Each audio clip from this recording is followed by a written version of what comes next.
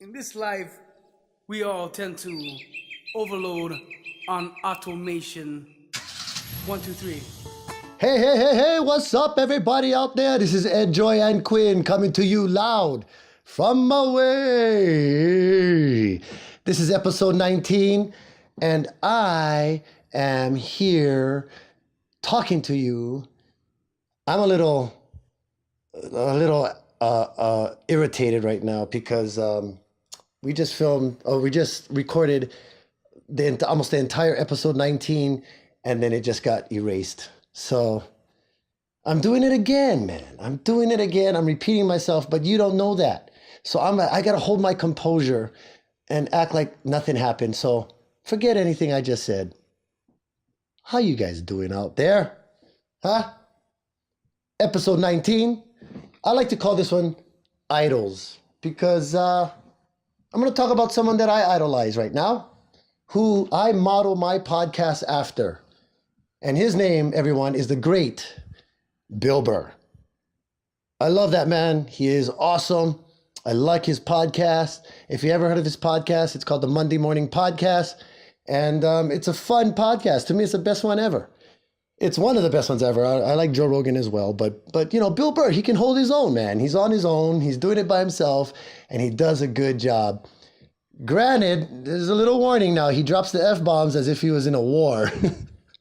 But if you can get past that, his humor is funny. I mean, he's a funny guy, man. I know you guys will like him. So if you haven't heard of him, check him out. It's a good podcast. His ad reads are the best.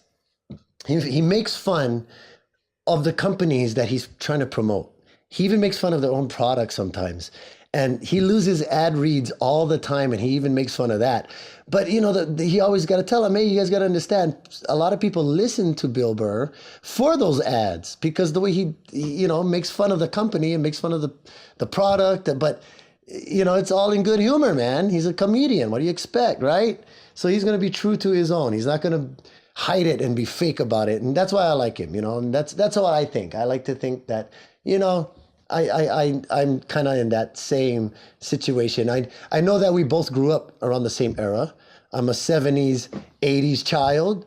I grew up in the 80s. I grew up in the 70s. So I understand when he's talking about certain things and relating to that time, that era, that was a good time that I remember because that's my childhood. And a lot of my friends, when I talk to them, they're like, we talk about when we were young and how the kids nowadays, they got it easy and they don't know what it's like, So and I'm going to get into that right now. And, the millennials, for example, I think the millennials is come between ages 18 to 33. So, you got that age bracket, that generation, which kind of know what I'm talking about, but a lot of them don't know because they're born in the age of cell phones and tabs, tablets and computers. Whereas when I was young, you never had that kind of stuff. And I'm going to get into it. Excuse me, everybody. I've already gone through this all already, and it got erased. And I'm trying to hold my composure, like I said earlier, but I'm just, it's just anyway. I understand the frustrations that Bill Burr goes through when he tries to record his podcast. For example, people, I'm just going off on a tangent here, and his shit gets erased. It just wants I just want to blow my top. But anyway, on what I was talking about, the millennials, my parents were baby boomers. And I think that's the people who are in between the ages of 56 or 57 and older. And they're known as the baby boomers. I'm Generation X. I think that's ages 35 through 56, so that's the Generation X. And they got different divisions in those generations. They have Generation Y, Generation Z. And I guess the generation now, kids that's ages 17 to 1 years old, the same age as my granddaughter, they're known as the Alpha generation. So go get them, man. They're the Alpha generation. And I guess because they're being born in a time where, Our technology is starting to skyrocket. We're getting electric cars now. We're, pretty soon we're going to be like the Jetsons, floating around in little bubbles. I don't doubt it. Once we start getting more into solar electricity and getting more away from fossil fuel, I believe we got a lot of things headed towards our way. So, yeah. Hey, all they have to do is build a space station right outside of our atmosphere, and we can start going to the moon and Mars and shit, which I will not do. There's 3 things I will not do. I will not fly long distances in a plane. I will not go long distances on a boat and in space. No. I like to just stand right on this island of Maui and wave to everyone doing those things and say, hey, good luck, bye. Because I'm safe here on the island. Yeah. That's not my person right there anyway. Yeah, so that's the age, the generation differences, just in case you guys were wondering out there. And the reason why I'm bringing this up is because, Bill Burr, he does a cartoon called F is for Family. And again, people, this cartoon is not for kids. It's for adults, older millennials, and my generation, Generation X. Especially my generation, you guys would understand because he goes back into the 70s. Life in the 70s in a house, granted, it is blown up, blown out of proportion in some senses, but in others, it's not. So, for example, like the things they used to tell their kids back then, was crazy, like my dad used to tell us the same thing that on F is for Family, that father says is, hey, kid, you want me to put your head through that wall? Now, my dad never did. Not that I can recall, but he always told me he was going to do that. He always told me, if I come home and your mom tells me I'm going to put your head through that wall.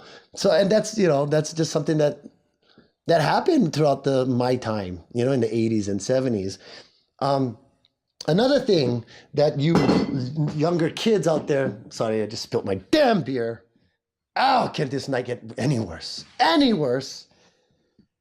Well, shoot. Oh, I'm just going to let the puddle just build up under my feet. Just let it go. Let it go. Oh my gosh. What a mess.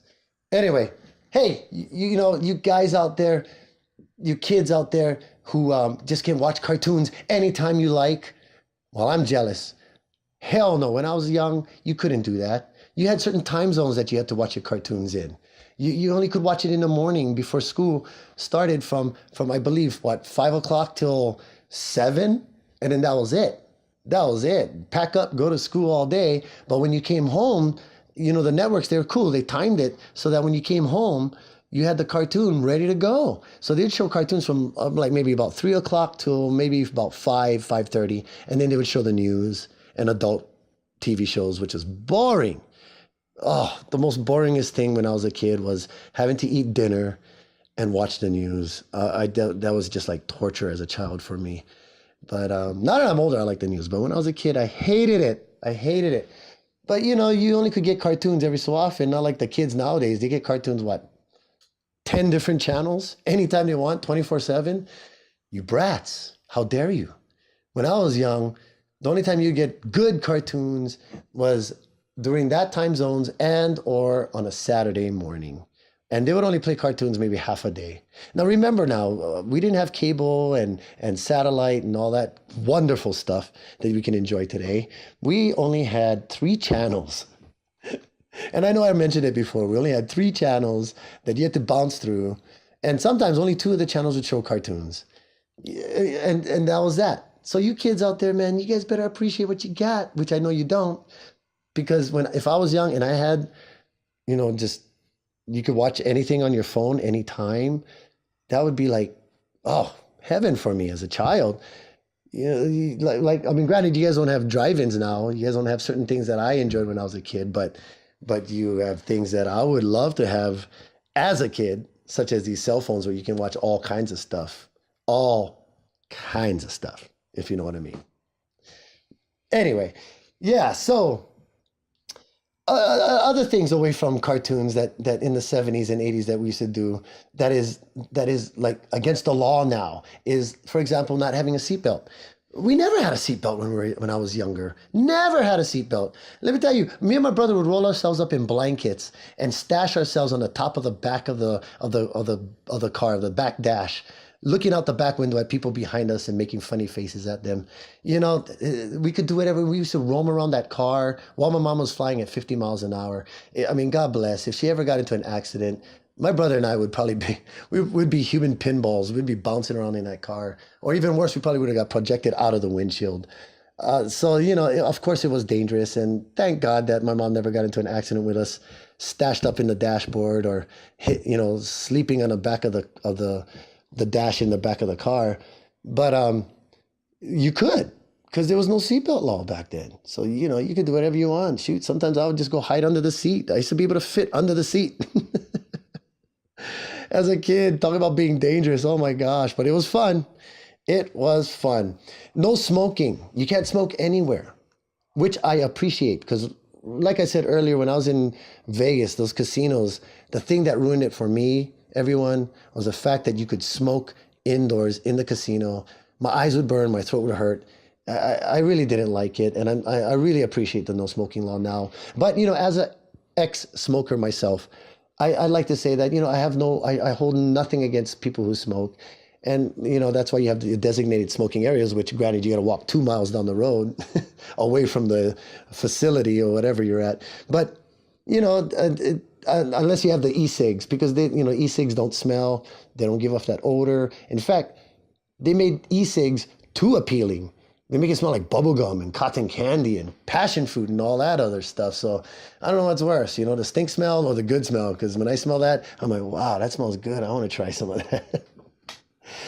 And, granted, a lot of people ain't getting maybe lung diseases like cancer and stuff. But, man, they're getting pneumonia because that's all vapor. So a lot of kids are actually drowning in their sleep. They can't breathe because they're just vaping out. And, if you ever saw kids in a parking lot, they do the double battery thing. They power it up so they can get like extra smoke, and they're like standing under the street light, blowing up into the street light, clouds of smoke. You can just see them, just fog, just the potential pneumonia floating in the air. Anyway, yeah, so no smoking. You could smoke in the plane. You could smoke in a restaurant.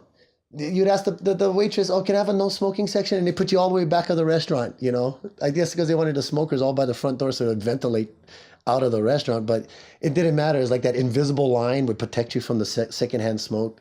No, I mean, it didn't. And so, but on the planes, that was the best because, you just have guys smoking on that plane and you're sharing that same air. You're concealed in a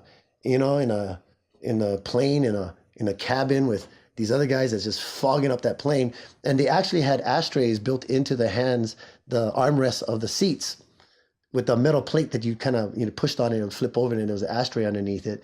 And then when they passed the smoking law, like some of the airlines they just put a wood screw in there, just a metal screw. They just screwed that thing shut so you couldn't open it. It was the most ghetto looking thing.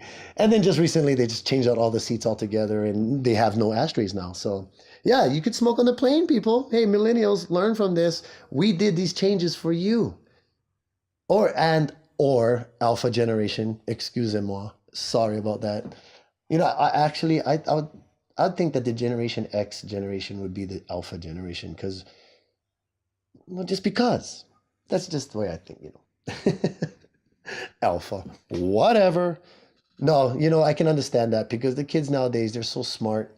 They're so you got 6-year-old kids becoming millionaires because they know how to operate computers and social media and all that kind of stuff. So yeah, I can see that, and like I said on one of my past podcasts, you take one of the kids nowadays and you put them back in the days and, take them back into the 50s or 60s and he'd be a genius or an alien. They'll look at him like, what?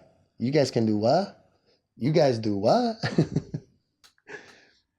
Yeah. So moving right along, I'm, guys, if it sounds like I'm rushing through this, it's because I did this already.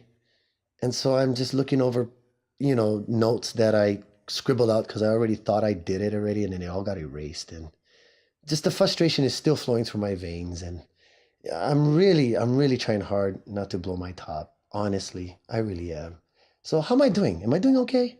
All right, thank you. Thank you. Hang in there with me, people. Hang in there with me.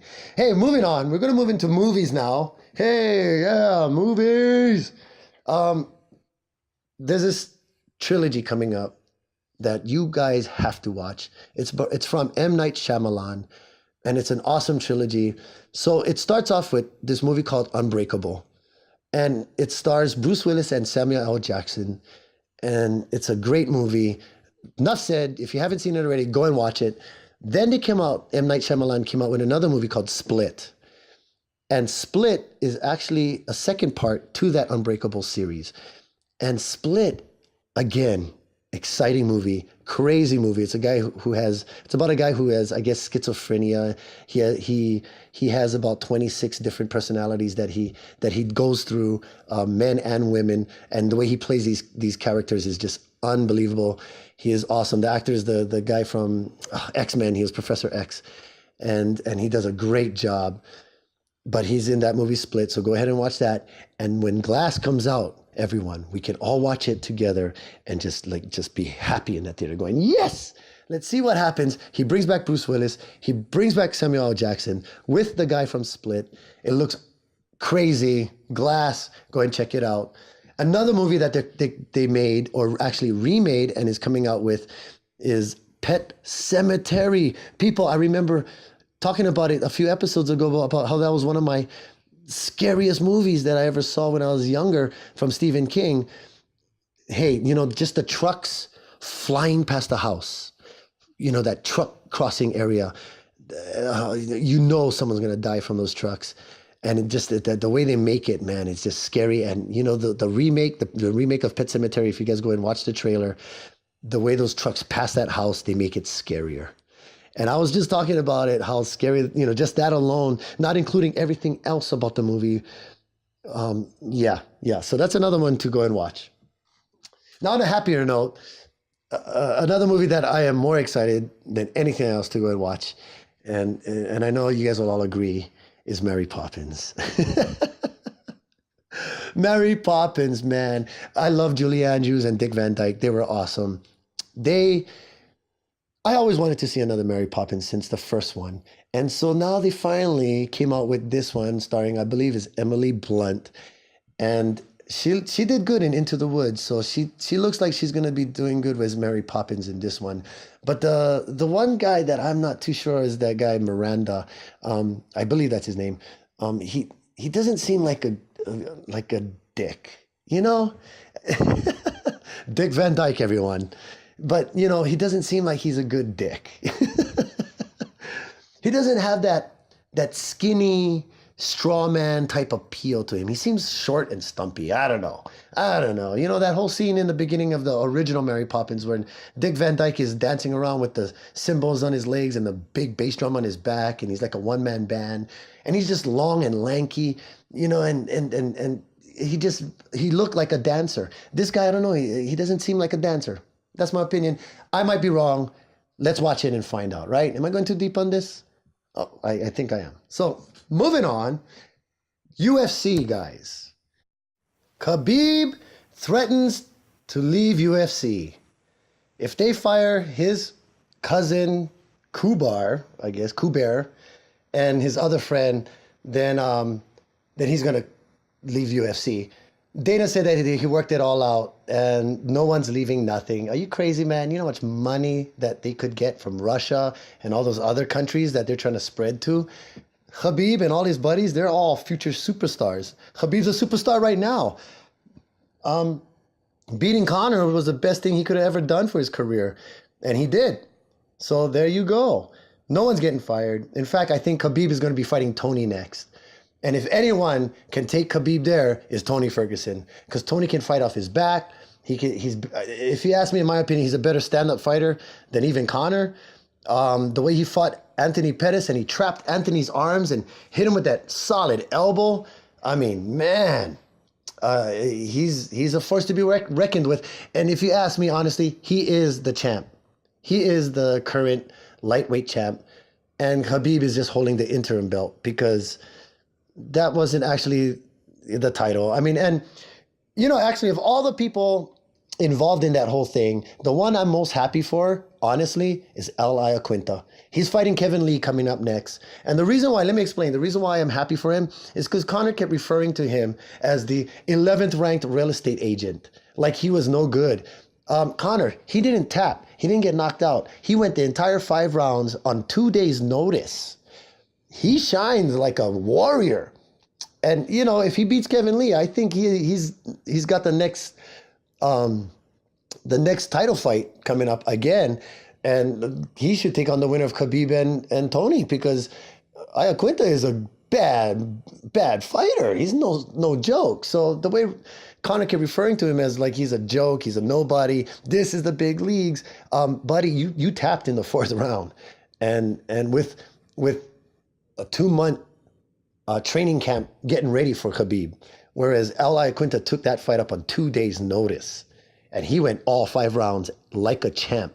So that's the one who I'm most happy for, is for Iaquinta, because now he can laugh in Conor's face as well and say, hey, I didn't tap. You tap, I didn't tap. Anyway, moving on. Holloway versus Ortega. Oh, actually, wait. Before I get into that, if you guys didn't know, Athletic Commissions is actually pressing charges against Conor McGregor now, because come to find out, Conor's the only one who swung and hit those 2 guys. He hit 2 different people. I believe he hit Khabib's brother, who was on top of the fence. He false cracked him in the face. And then he hit the cousin when they were on the ground and gave him a really bad black eye. But he did get jumped from that other guy. But, you know, he wasn't no innocent bystander as well.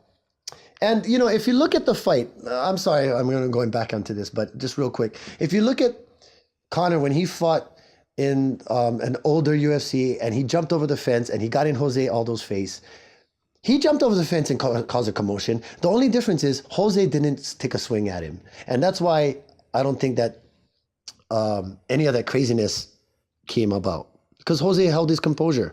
When Khabib jumped over the fence, granted, he jumped like an eagle coming down on his prey, but he didn't kick him. It's not like he was jumping over Dylan Dennis's head, coming down, ready to jump kick him in the face. He jumped down in front of him. Dylan Dennis took the first swing. So that was the difference right there. I don't think if Dylan Dennis would have swung, they would have gone nose to nose and started yelling at each other.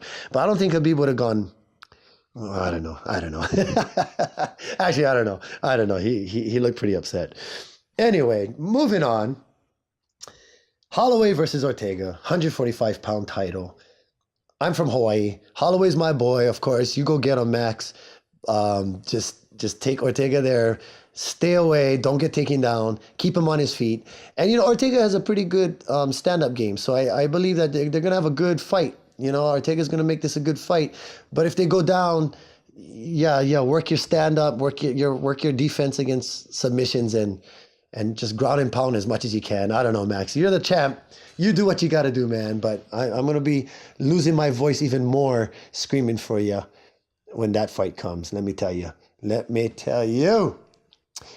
Hey, everybody. If you notice my voice is a little hoarse, it's because not only I did the other episode and it all got erased.